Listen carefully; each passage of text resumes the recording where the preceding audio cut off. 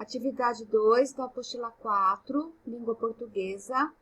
Olá, alunos dos 7º anos, tudo bom? Eu, professora Sueli da Escola João Salto, irei orientá-los nas atividades. Vamos relembrar o gênero textual conto.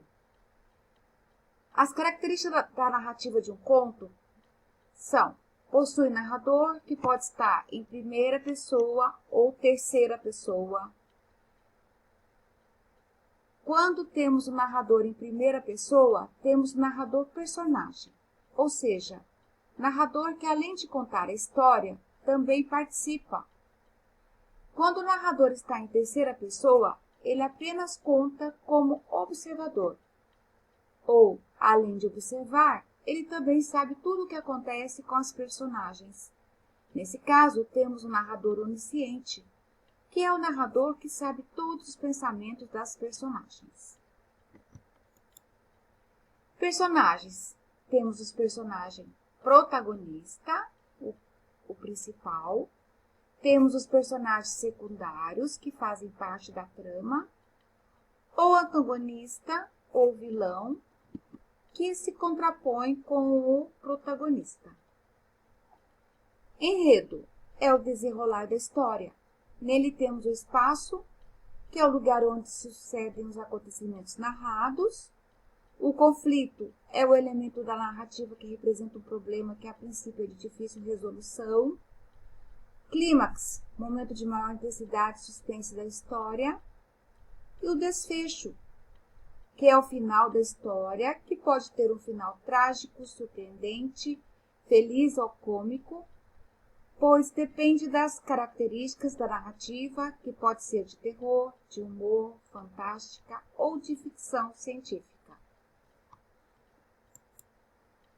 O conto a seguir é uma narrativa de humor, uma releitura de contos de fadas Chapeuzinho Vermelho, portanto é uma paródia. Quem quiser saber mais sobre esse conto, é só ler o livro Fantástico Mistério de Figurinha, de Pedro Bandeira. Então, paródia de conto maravilhoso. Paródia é uma releitura de um texto com a finalidade de provocar humor ou uma crítica.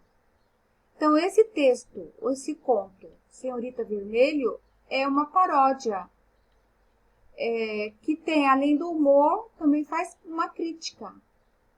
O autor, Pedro Bandeira, também escreveu sugerindo bastante uma crítica bem relevante aos contos de fadas.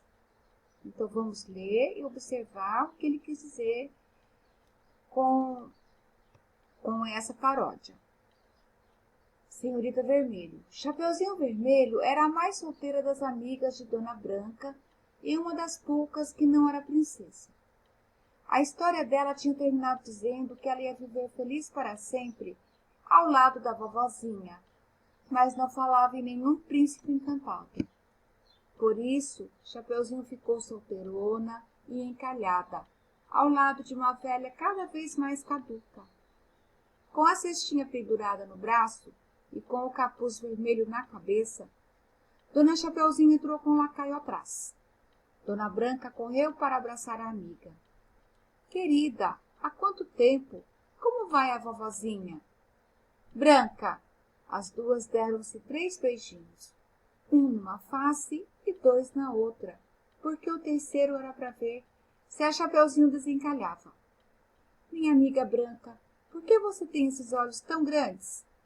Ora, deixe de besteira, Chapéu. Ah, quer dizer, desculpe, Branca, é que eu sempre me distraio. Atrapalhou-se toda a Chapeuzinho. Sabe, é que estou sempre pensando na minha história. Ela é tão linda com o lobo mau, tão terrível, e o caçador tão valente.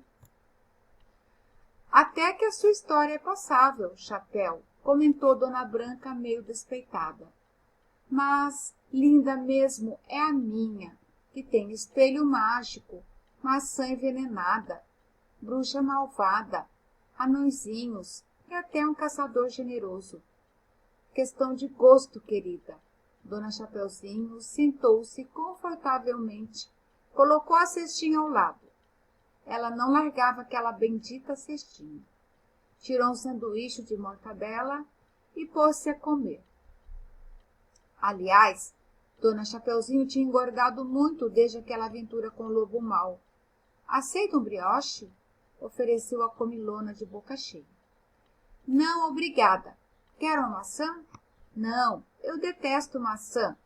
Dona Branca jogou para trás os cabelos cor de ébano e tomou uma decisão. Vou convocar uma reunião de todos nós. Boa ideia, chame os príncipes também. Os príncipes não, adianta chamar. Estão todos gordos e passam a vida caçando. Além disso, príncipe de história de fada não serve para nada. A gente tem que se virar sozinha, a história inteira. Passa por 1000 perigos, enquanto eles só aparecem no final para o casamento. Chapeuzinho concordou. Os únicos decididos são os caçadores. Eu devia ter casado com o caçador que matou o lobo. Dona Branca tocou a campainha de ouro. Imediatamente, Caio, o lacaio, estava à sua frente. Às ordens, princesa. Caio, monte o nosso melhor cavalo. Corra, voe e chame todas as minhas cunhadas de todos os reinos encantados para uma reunião aqui no castelo. Depressa! Então, esse conto é apenas uma parte do livro chamado Fantástico Mistério de Fiorinha, de Pedro Bandeira. Alunos, depois de lerem o conto, vocês também podem voltar atrás no vídeo e ouvir novamente a minha leitura, ou então ler com a apostila de vocês, e reparem como que o narrador ele descreve a personagem Chapeuzinho. Então, aqui eu falei para vocês que o narrador pode estar em primeira pessoa ou em terceira. Neste conto, ele está em terceira pessoa. Mas ele, além de observar, ele também é onisciente, porque ele sabe todos os pensamentos da personagem. Então, veja como ele descreve a Chapeuzinho, quais os adjetivos que ele está qualificando a Chapeuzinho, se esses adjetivos estão engrandecendo a personagem ou estão sendo adjetivos sendo pejorativos, que estão fazendo com que ela seja vista com um olhar negativo, tá bom? Então, aqui, ó, na número 1, que personagens de histórias conhecidas estão presentes no texto? Além da Chapeuzinho, nós temos a Branca. Quem seria essa Branca? De qual conto ela faz parte? Lá na outra página, nós temos todas as pistas, né? Ela fala que na história dela é muito mais linda, que lá tem maçã, tem bruxa, tem espelho mágico. Então, vocês sabem qual é, né?